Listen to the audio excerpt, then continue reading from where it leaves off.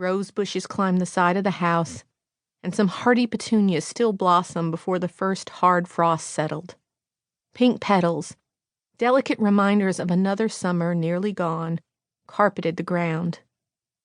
Mrs. Joyner apologized for all the weeds and explained how she wasn't able to keep up with the garden like she used to. She just didn't have the breath anymore. Her daughter, Liza, helped when she could, but she had her own family to tend to. Lewis and Dunstan oohed and awed periodically, allowing her to talk about a topic she enjoyed in the hope she would eventually open up to them about things she might find less enjoyable to recall. They were used to such polite disinterest in their work and adept at overcoming it. Patience was the key. And besides, the garden was impressive. During the spring, the biggest white ladies in town send out here to buy my flowers, Priscilla told them with just a hint of pride in her voice. As any dedicated gardener will tell you, gardening can be a therapeutic activity that provides you with a respite from worries big and small.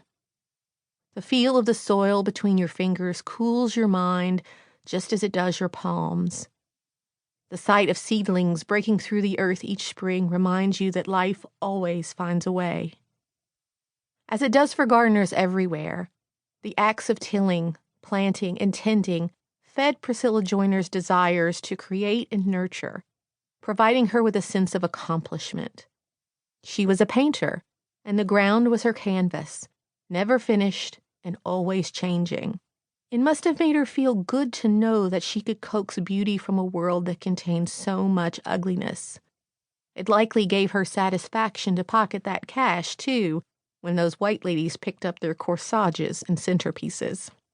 It's not surprising that when the interviewers came to ask questions about her past, that Priscilla retreated to her garden, her place of refuge. Because the questions were unsettling. What did she remember about slavery? Who was her master? What was he like? Did he whip her? Did she get enough to eat? What happened during the war? What was she doing when she learned she was free? She could talk about flowers all day. But slavery? Priscilla's hesitation suggests that she had spent many years trying to forget that time, the time before she was with Lewis, before the children, before her garden, before she managed to grasp hold of some happiness, before it all began to slip away, a little at a time. Any person who had lived as long as she had was bound to have experienced great loss. Children, a husband, the ability to rely on your own body. But the time before existed for her as a terrible void she had never been able to completely fill. Questions swirled in that void. Questions that now could never be answered.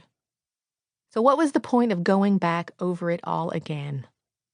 What little she had told her children upset them, especially Frank, her oldest. He got so worked up about it the last time he came down from New York to visit her. It was best that the letter from her half-brother, the one about her inheritance, had been lost. Frank tore up the house looking for it, swearing he would get a lawyer, but she told him it didn't matter. She didn't want anything Jolly Joyner had. She only wanted a good visit with the sons she saw so rarely, and now that he was here, all he could talk about was North Carolina, her mother's farm, and how she had been swindled out of what she was owed. The past kept intruding on her life, and here it came again.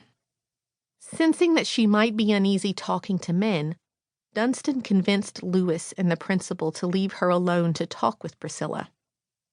Lewis excused himself to run an errand he had forgotten about, and took the principal with him.